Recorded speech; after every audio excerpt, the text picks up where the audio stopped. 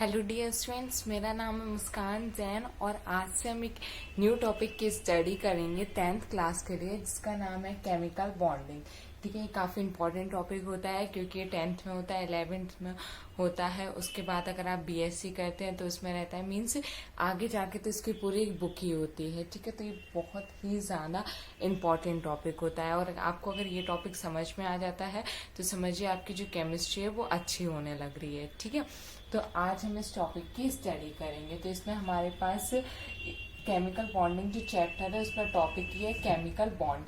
ठीक है, chemical bond means क्या होता है कि हमारे पास आयंस होंगे, उनके बीच में बॉन्ड बना होगा। ठीक है, तो ये वाले बॉन्ड्स जो होते हैं ये हमारे पास 3 टाइप्स के होते हैं। जो हमारे पास आयन होते हैं वो 3 टाइप के बॉन्ड्स का फॉर्मेशन करते हैं। ओके, तो केमिकल बॉन्ड्स हमारे पास कितने टाइप के होते हैं? 3 टाइप के होते हैं। 3 टाइप के होते हैं। ओके, जिसमें फर्स्ट है हमारे पास आयनिक बॉन्ड। ठीक है, इसको हम बोलते हैं इक्विवेलेंट बॉन्ड। ठीक है, या तो आयनिक बॉन्ड आ जाएगा या इक्विवेलेंट बॉन्ड आ जाएगा। सेकंड होता है हमारे पास कोवेलेंट बॉन्ड और थर्ड हमारे पास होता है कोऑर्डिनेशन बॉन्ड। ठीक है, तो हमें इस टॉपिक में 3 टाइप के बॉन्ड्स की स्टडी करना है। ओके, जिसमें आज हम सबसे पहले जो हमारे पास फर्स्ट है हमारे पास आयनिक बॉन्ड, इसकी स्टडी करेंगे। इसमें हम देखेंगे कि आयनिक बॉन्ड्स क्या होते हैं, कैसे इनका फॉर्मेशन होता है, कौन कौन से ऐसे आयन्स हैं जो इनका फॉर्मेशन करते हैं। उसके बाद इनकी प्रॉपर्टीज देखेंगे, इनके कंपाउंड्स की स्टडी करेंगे। ओके, तो इस टाइप से पूरी डिटेल स्टडी करेंगे हम आयनिक बॉन्ड की। उसके बाद नेक्स्ट वीडियो में कोवैलेंट बॉन्ड, उसके बाद कोऑर्डिनेशन बॉन्ड। ओके, तो सबसे पहले स्टार्ट करते हैं आज अपने टॉपिक से, जो कि हमारा आयनिक बॉन्ड।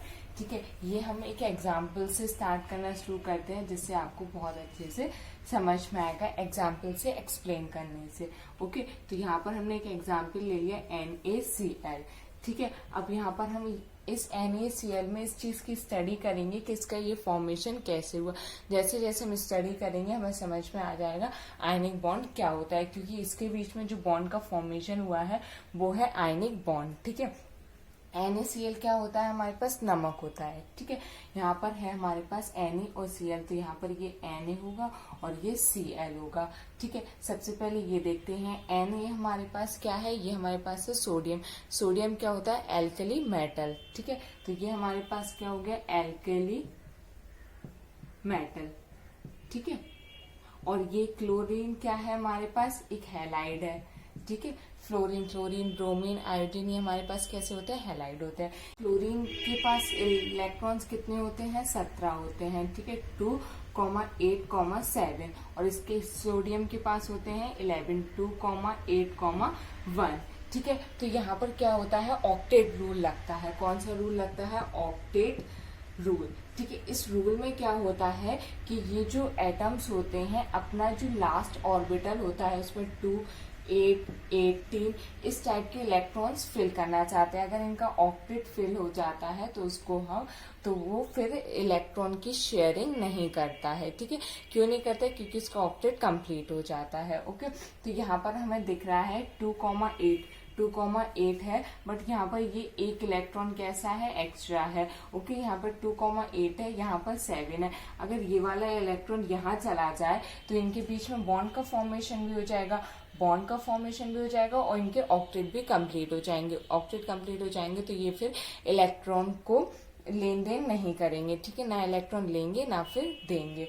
ठीक है, तो इस टाइप से ये हमारे पास ये वाला जो इलेक्ट्रॉन है यहाँ पर शेयर हो जाता है और यहाँ पे इस टाइप के बॉन्ड का फॉर्मेशन हो जाता है। तो यहाँ पर Na और ये हमारे पास हो गया Cl। ठीक है, इस टाइप से होता है। ओके, यहाँ पर क्या आ जाता है? पॉजिटिव चार्ज, और यहाँ पर आता है निगेटिव चार्ज, क्योंकि जो इलेक्ट्रॉन लूज करता है उस पर क्या आता है? पॉजिटिव चार्ज, और जो इलेक्ट्रॉन को एक्सेप्ट करता है उस पर आता है निगेटिव चार्ज। ठीक है, ये भी आपको हमेशा आगे याद रखना है। जो लूज करेगा उस पर आएगा पॉजिटिव चार्ज, जो गेन करेगा उस पर आएगा निगेटिव चार्ज। ठीक है, तो इस टाइप से यहाँ पर जो इलेक्ट्रॉन का ट्रांसफर हुआ है और उससे ये जो बॉन्ड बना है, इसी बॉन्ड को हम बोलते हैं आयोनिक बॉन्ड। या तो इसको आयोनिक बॉन्ड बोल दो या फिर बोल दो इक्विवेलेंट बॉन्ड। इस टाइप से इक्विवेलेंट बॉन्ड का फॉर्मेशन होता है। अब बात कर लेते हैं इन आयंस की या फिर इन एटम्स की। तो यहाँ पर हमारे पास क्या यूज किया, हमने मेटल यूज किया। मेटल यूज क्यों किया, क्योंकि मेटल की टेंडेंसी होती है इलेक्ट्रॉन को डोनेट करने की, ठीक है। हमेशा मेटल पे ये रूल अप्लाई होता है कि उसकी जो टेंडेंसी होती है वो होती है losing electron, loose electron, okay. और यहाँ पर हमने क्या किया है, एक हैलाइड यूज किया है। इसको कितने इलेक्ट्रॉन्स की जरूरत थी, एक ही इलेक्ट्रॉन्स की जरूरत थी। तो ये तो हमारे पास क्या हो गया, मेटल हो गया। और ये हमारे पास क्या हो गया, नॉन मेटल। ये नॉन मेटल क्यों है, क्योंकि इसकी टेंडेंसी इलेक्ट्रॉन को लूज करने की नहीं है। इलेक्ट्रॉन को लूज करने की क्यों नहीं है, क्योंकि इसके पास 7 इलेक्ट्रॉन्स है। अगर इसको अपना ऑक्टेट कंप्लीट करना है तो क्या आसान होगा, एक इलेक्ट्रॉन एक्सेप्ट करके 2,8,8 करना ज्यादा आसान होगा। ऐसा तो करेगा नहीं कि वो पहले एक इलेक्ट्रॉन दे, फिर 2, फिर 3, फिर 4। यहाँ पर 7 इलेक्ट्रॉन्स है, ये तो पॉसिबल है नहीं है। तो इसने क्या किया, एक इलेक्ट्रॉन को एक्सेप्ट कर लिया। तो इसकी जो टेंडेंसी होती है वो होती है गेनिंग इलेक्ट्रॉन, गेन इलेक्ट्रॉन, ठीक है। अब जैसे आपको मेटल पहचानना है कि हमारे पास नहीं आ रहा है समझ में कि मेटल कौन से होते हैं, तो आपने ये तो पढ़ा होगा कि जो एस ब्लॉक में हमारे पास एल्कली मेटल्स होते हैं और एल्कली अर्थ मेटल्स होते हैं। तो ये क्या होते हैं, हमारे पास मेटल होते हैं। अगर जैसे Mg आ जाए आपके पास, तो ये किसका काम करेगा, आपके पास यहाँ पर मेटल का काम करेगा, ओके। अगर स्कैंडियम आ जाए तो ये भी मेटल का काम करेगा। जनरली ये आएगा नहीं, लेकिन बता रहे हैं ये भी मेटल्स होते हैं, ट्रांजिशनल मेटल्स। अगर आपने 3D 4D 5D स्टडी की हो तो वो भी क्या होते हैं, हमारे पास मेटल्स होते हैं, ठीक है, इस टाइप से। और इनके जो इलेक्ट्रॉन्स होते हैं लास्ट ऑर्बिटल में जो इलेक्ट्रॉन होंगे वो 1, 2, 3 या फिर 4, ठीक है, ये होते हैं। और नॉन मेटल्स की लास्ट ऑर्बिटल में जो इलेक्ट्रॉन्स होते हैं वो 5, 6, 7 इस टाइप से होते हैं। तो एक इलेक्ट्रॉन को डोनेट करना इजी होगा, 2 को, 3 को और 4 तक भी लगभग हो जाते हैं। और यहाँ पर एक्सेप्ट करना इजी हो जाएगा। जो 5 है उसमें +3 कर दें तो 8 हो जाएगा, 6 है +2 कर दें 8 हो जाएगा, 7 है यहाँ पर +1 कर दें। तो इस टाइप से क्या होगा कि ये जो होते हैं वो नॉन मेटल्स होते हैं और ये मेटल्स होते हैं जो आयनिक बॉन्ड का फॉर्मेशन करते हैं। तो आई होप आप लोगों को ये समझ में आया होगा, ठीक है। अब इसमें नेक्स्ट एग्जाम्पल देख लेते हैं तो उससे और अच्छे से आपको क्लियर हो जाएगा, ओके। नेक्स्ट जो एग्जाम्पल है वो हमने लिया है MgCl2, ठीक है। ये हमारे पास क्या होता है, एल्कली अर्थ मेटल है। और यहाँ पर हमने वो एटम लिया है जो इलेक्ट्रॉन को एक्सेप्ट कर लेते हैं। यहाँ पर क्लोरीन जो होता है वो इलेक्ट्रॉन को एक्सेप्ट कर लेता है और ये क्या है, इलेक्ट्रॉन को लूज कर देगा, ठीक है। तो अब बात करते हैं यहाँ पर ये जो बॉन्ड का फॉर्मेशन हुआ है वो किस टाइप से हुआ होगा, ठीक है। तो यहाँ पर इसका जो इलेक्ट्रॉनिक कॉन्फ़िगरेशन होगा वो 2,8,2 होगा और इसका 2,8,7 होगा, ठीक है। तो यहाँ पर हमने कितने क्लोरीन ले लिए, 2 ले लिए, ठीक है। तो एक इलेक्ट्रॉन हमारा यहाँ चला जाएगा और एक इलेक्ट्रॉन यहाँ चला जाएगा। तो इस पे आ जाएगा Mg2+ और यहाँ पर आ जाएगा Cl- और एक और हमारे पास Cl-। एक इलेक्ट्रॉन यहाँ गया और एक इलेक्ट्रॉन यहाँ गया। अब बात आती है इनके बीच में ये जो बॉन्ड बना है इसको ही हम क्या बोलेंगे, इक्विवेलेंट बॉन्ड, ठीक है। आयंस के बीच में जो बॉन्ड बनता है उसको बोलते हैं इक्विवेलेंट बॉन्ड। और ये जो बॉन्ड बनता है ये बहुत ही ज्यादा स्ट्रांग होता है, वेरी स्ट्रांग, क्योंकि इनके बीच में ना अट्रैक्शन वर्क कर रहा होता है, प्लस माइनस एक दूसरे को अट्रैक्ट करते हैं। तो इनके बीच में जो अट्रैक्शन होता है वो काफी ज्यादा स्ट्रांग होता है, ठीक है। बहुत ज्यादा स्ट्रॉन्ग अट्रैक्शन फोर्स जो होता है वो इनके बीच में वर्क करता है, इसलिए इनका जो बॉन्ड होता है वो भी काफी ज्यादा स्ट्रॉन्ग होता है, ओके।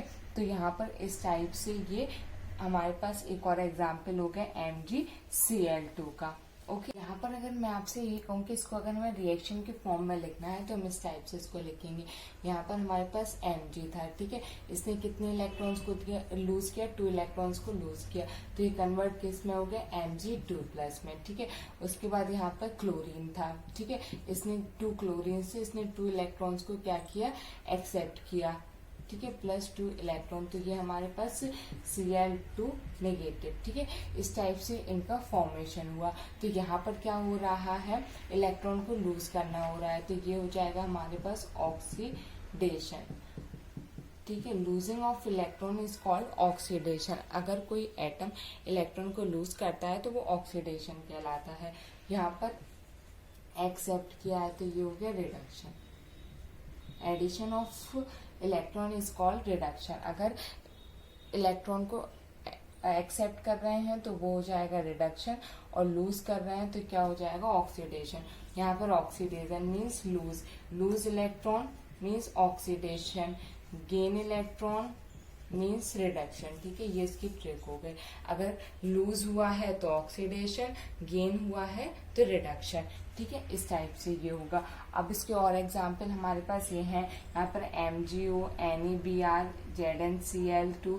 ठीक है, इस टाइप के हमारे पास एग्जाम्पल्स हैं। जैसे मैंने आपको ये एग्जाम्पल्स एक्सप्लेन किए हैं, सेम ये हैं। अगर आप इन एग्जाम्पल्स को भी समझना चाहते हैं तो खुद से प्रैक्टिस कीजिए। यहाँ पर इसका कॉन्फ़िगरेशन लिख लीजिए, यहाँ पर इसका कॉन्फ़िगरेशन लिख लीजिए। ठीक है, इसका 2+ हो जाएगा, इसका 2- हो जाएगा, तो यहाँ पर Mg और यहाँ पर O, इस टाइप से इनका बॉन्ड का फॉर्मेशन हो जाएगा।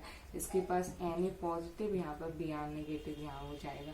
Zn 2+, यहाँ पे Cl और Cl, इस टाइप से इनका क्या हो जाएगा, ये आयंस में कन्वर्ट हो जाएंगे। ओके, तो ये हमारा था आयनिक बॉन्ड के बारे में, जिसमें हमने समझा कि इस बॉन्ड का फॉर्मेशन कैसे होता है। अब इसकी प्रॉपर्टीज की स्टडी कर लेते हैं। ओके, यहाँ पर इनकी कुछ जो हमारे पास आयनिक बॉन्ड्स हैं उनकी प्रॉपर्टीज की स्टडी कर लेते हैं। ठीक है, तो यहाँ पर सबसे पहले प्रॉपर्टीज में आता है कि हमारे पास, जैसे कि एक एग्जाम्पल लेके चलते हैं, उससे अच्छे से समझ में आएगा। यहाँ पर हमने NaBr ले लिया। ठीक है, एक एग्जाम्पल से अच्छे से समझ में आता जाएगा। ओके, तो यहाँ पर सबसे पहले तो ये बात आती है कि अगर ये दो आयंस ने एक बॉन्ड बनाया है तो ये बॉन्ड कैसे बनाया है, तो कोई ना कोई फोर्स होगा। कभी भी कोई भी बॉन्ड का फॉर्मेशन होता है तो उसमें एक फोर्स होता है जो वर्क करता है, जो दोनों आयंस है उनको साथ में रखता है, जो बॉन्ड में कन्वर्ट हो जाता है और हमारे पास यहाँ पर आ जाता है। ठीक है, तो ये हमारे पास क्या है, इसके बीच में सबसे पहले ये जो बॉन्ड है वो है electro equivalent force of attraction. ठीक है, तो यहाँ पर हमारे पास जितने भी आयंस हैं, यहाँ पर मैंने एग्जांपल्स लिखा है, इनके बीच में ये जो बॉन्ड का फॉर्मेशन हुआ है ये किस वजह से हुआ है, due to equivalent force of attraction. यहाँ पर इक्विवेलेंट फोर्स ऑफ अट्रैक्शन इतना ज्यादा था कि हमारे पास इनका फॉर्मेशन हो गया, इस बॉन्ड का फॉर्मेशन हो गया। और इस बॉन्ड का नाम क्या होगा, आयनिक बॉन्ड। आयनिक बॉन्ड क्यों होगा, क्योंकि ये आयंस में कन्वर्ट हो जाएंगे। अगर हम इसको बॉन्ड को ब्रेक कर दे तो ये Na पॉजिटिव और ये Br नेगेटिव में कन्वर्ट हो जाएगा।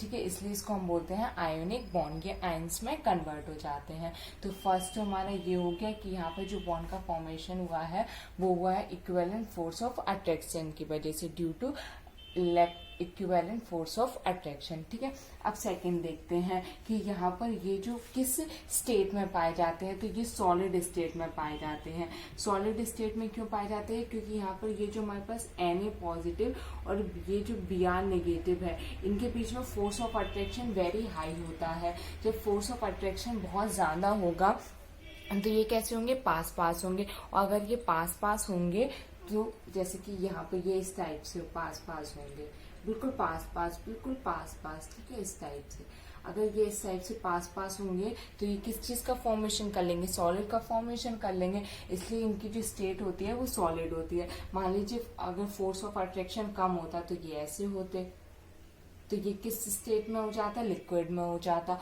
और फोर्स ऑफ अट्रैक्शन कम होता तो फिर ये ऐसे होते, तो ये किस में हो जाता, एयर में हो जाता हमारे पास। ठीक है, तो इस टाइप से। तो अभी ये किस स्टेट में है, इस स्टेट में है। और ये स्टेट कैसी होती है, हमारी सॉलिड होती है। ठीक है, तो ये किस स्टेट में पाए जाते हैं, सॉलिड स्टेट में पाए जाते हैं। अब बात करते हैं इनकी मेल्टिंग पॉइंट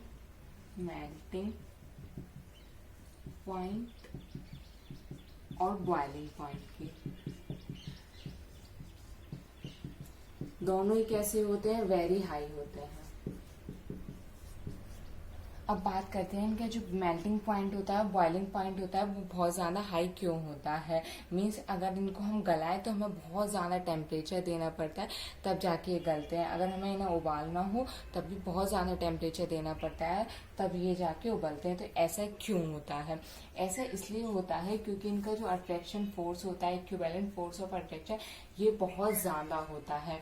फॉर एग्जाम्पल हमारे पास एक एटम ये है और इसी से लगा एक एटम ये है, ठीक है। एक तो ये इतने पास पास है, ठीक है। ऊपर से अट्रैक्शन बहुत टाइटली एक दूसरे को पकड़े हुए हैं। अगर कोई भी चीज जैसे कि यहाँ पर हमारे पास ये लीजिए, ठीक है, ये हमारे पास पॉजिटिव, ये नेगेटिव, ये Na और ये Br, ठीक है, ये बॉन्ड से बन गए हैं, ठीक है। अब मुझे क्या करना है, इनको दूर करना है। तो मैं हल्का सा फोर्स लगा रही हूँ, ये अलग नहीं हो रहे हैं। क्यों नहीं हो रहे हैं? क्योंकि इनके बीच में जो अट्रैक्शन फोर्स है बहुत ज्यादा है, इसकी और इसकी ग्रिप बहुत अच्छी है, इसलिए ये अलग नहीं हो रहे हैं, ठीक है। फिर मैंने थोड़ा और ज्यादा लगाया, थोड़ा और ज्यादा लगाया, थोड़ा और ज्यादा लगाया, और जब मैंने बहुत ज्यादा लगाया तब जाके ये अलग हुए। बहुत इजीली तो अलग हो नहीं रहे थे, देखो इस टाइप से ये नहीं गिर रहा है, मीन्स इसकी और इसकी ग्रिप बहुत ज्यादा अच्छी है। ऐसी बात आती है यहाँ पर इन दोनों की ग्रिप्स बहुत ज्यादा अच्छी है। क्यों अच्छी है? क्योंकि इनके बीच में equivalent force of attraction work कर रहा है, इसलिए इनका मेल्टिंग पॉइंट और बॉइलिंग पॉइंट बहुत ज्यादा होता है। अगर हम इनको मेल्ट करेंगे तो अभी एक दूसरे से अलग होंगे, ठीक है, एक पॉजिटिव में कन्वर्ट होगा और नेगेटिव में कन्वर्ट होगा। बॉयल करेंगे तब भी ये अलग अलग होंगे, ठीक है। तो यहाँ पर इनकी ग्रिप कैसी है? बहुत ज्यादा अच्छी है, ओके। तो ये जब भी इनको मेल्ट करना होगा या बॉयल करना होगा तो हमें बहुत ज्यादा टेम्परेचर की जरूरत होगी, ठीक है। आई होप आपको ये समझ में आ रहा होगा, ओके। नेक्स्ट देखते हैं अब इसका थर्ड हो गया। अब यहाँ पर हम देखते हैं इसका फोर्थ पॉइंट। तो यहाँ पर बात आती है कि अगर इसमें हमें इलेक्ट्रिसिटी फ्लो करनी हो, क्या करना हो, करंट फ्लो करना हो, तो ये जो सॉलिड स्टेट में होता है, इसमें सॉलिड स्टेट में फ्लो नहीं होती है। अगर इसको हम मेल्ट कर लें, ठीक है, या तो हम इसको मेल्ट कर लें या फिर इसको एक्वस सॉल्यूशन ले लें। इसका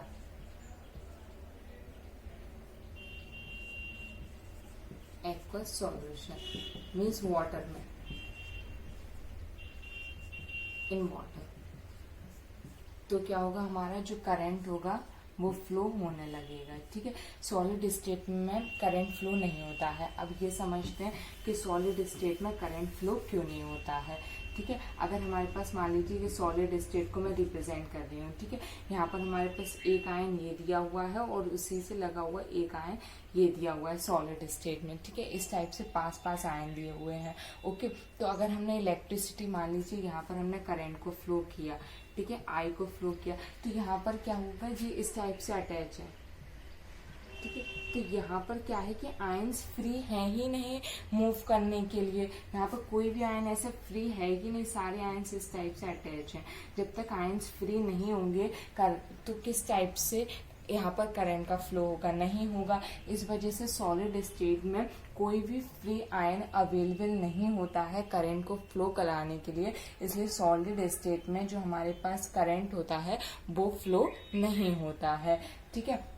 अब बात करते हैं मेल्ट, जैसे कि हमने अब इसको मेल्ट कर दिया, ठीक है, मेल्ट, ओके। मेल्ट भी कैसा होता है? बहुत हाई टेम्परेचर पर होता है। मेल्ट किया तो ये क्या हो गया, आयंस थोड़े दूर दूर हो गए इस टाइप से। अब हमने क्या किया, इसमें करंट को फ्लो किया, ये आई करंट को रिप्रेजेंट करा है, ठीक है। तो यहाँ पर आयंस क्या होगा, फ्री होगा मूव करने के लिए। अब ये वाला आयन यहाँ भी मूव कर सकता है, यहाँ भी मूव कर सकता है, यहाँ कहीं भी मूव कर सकता है। जब आयंस मूव करेंगे तभी तो करंट का फ्लो होगा, तो यहाँ पर करंट का फ्लो पॉसिबल हो जाता है। अब लेते हैं वाटर। वाटर में ये क्या होता है कि हमारे पास Na पॉजिटिव होता है, ठीक है, और यहाँ पे Br ले रहे हैं तो Br ले लेते हैं, ठीक है, Br नेगेटिव। तो वाटर हमारे पास क्या होता है, H2O। तो यहाँ पर क्या होता है, चारों ओर वाटर की लेयर आ जाती है इस टाइप से, ठीक है, इस टाइप से। तो यहाँ पर क्या होता है, O, यहाँ पर हाइड्रोजन, यहाँ H2O होता है ना वाटर का मॉलिक्यूलर फॉर्मूला। तो यहाँ पर क्या होता है हमारे पास, ये नेगेटिव चार्ज और ये पॉजिटिव चार्ज, ठीक है।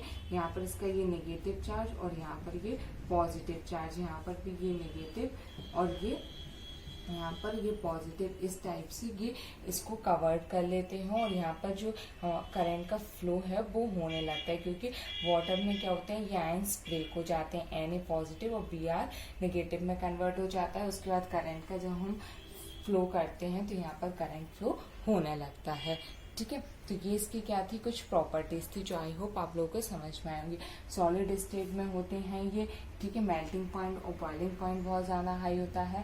सॉलिड स्टेट में क्यों होते हैं, क्योंकि equivalent force of attraction work करता है। करंट फ्लो सॉलिड स्टेट में नहीं होता है क्योंकि बहुत पास पास होते हैं, मेल्ट करते हैं या फिर एक्वस सॉल्यूशन में करंट का फ्लो होने लगता है। ठीक है, तो ये इसकी क्या थी, हमारे पास प्रॉपर्टीज थी। नेक्स्ट देखते हैं आयोनिक कंपाउंड्स। आयोनिक क्या होता है, आयनिक कहीं भी अगर आपके पास आयन वर्ड आ जाए तो समझ लीजिए यहाँ पर एक कैटायन, कैटायन मीन्स क्या होता है, पॉजिटिव चार्ज, और एक होगा एनायन जो कि होता है नेगेटिव चार्ज। ये दोनों जब आपस में मिलते हैं तो आयंस का फॉर्मेशन कर देते हैं।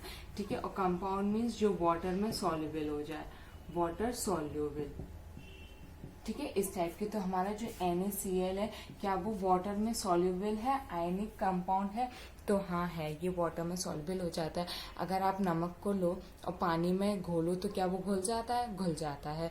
ठीक है, तो यहाँ पर हमारे पास जो Na होता है, अभी मैंने आपको बताया था, इसमें क्या होता है, चारों ओर से वाटर की लेयर आ जाती है। ठीक है, पॉजिटिव, यहाँ पर ऑक्सीजन नेगेटिव होता है ना, तो यहाँ पर इस टाइप से ऐसे ऑक्सीजन नेगेटिव यहाँ पर, और यहाँ हाइड्रोजन, यहाँ हाइड्रोजन, यहाँ हाइड्रोजन, इस टाइप से चारों साइड से कवर कर लेता है। ऐसे यहाँ पर Cl नेगेटिव, यहाँ पर क्या होता है, ऑक्सीजन ने हाइड्रोजन का पॉजिटिव चार्ज और ये नेगेटिव चार्ज, हाइड्रोजन का पॉजिटिव चार्ज और नेगेटिव चार्ज। कभी भी ऐसा नहीं होता कि नेगेटिव नेगेटिव आपस में कोई भी अट्रैक्शन को शो करे, क्योंकि ये तो रिपल्सन को शो करेंगे।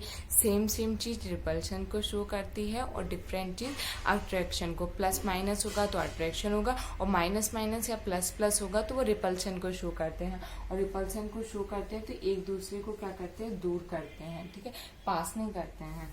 ठीक है, तो इस चीज का भी ध्यान रखना है। ओके, यहाँ पर ये इस टाइप से पूरी एक लेयर बन जाती है ऑक्सीजन की, यहाँ पर हाइड्रोजन पॉजिटिव और यहाँ पर हाइड्रोजन पॉजिटिव। इस टाइप से कहने का मतलब ये है, एक ये लेयर बन जाते हैं। ठीक है, अब यहाँ पर इसकी भी कंडीशन देख लेते हैं। जो हमारे पास आयनिक कंपाउंड्स होते हैं वो किस कंडीशन में उनका फॉर्मेशन होता है। हमारे पास कुछ कंडीशंस दी हुई हैं जिनकी हेल्प से हम ये समझेंगे कि जो आयनिक कंपाउंड होता है उनका फॉर्मेशन कैसे होता है। तो सबसे पहले हमारे पास जो आयनाइजिंग पोटेंशियल होती है मेटल की, वो कैसी होनी चाहिए, लो होनी चाहिए। इलेक्ट्रो एफिनिटी कैसी होनी चाहिए, हाई होनी चाहिए। और इलेक्ट्रोनेगेटिविटी कैसी होनी चाहिए, हाई होनी चाहिए। अब बात आती है कि आयनाइजेशन पोटेंशियल क्या होता है, आयनाइजेशन पोटेंशियल,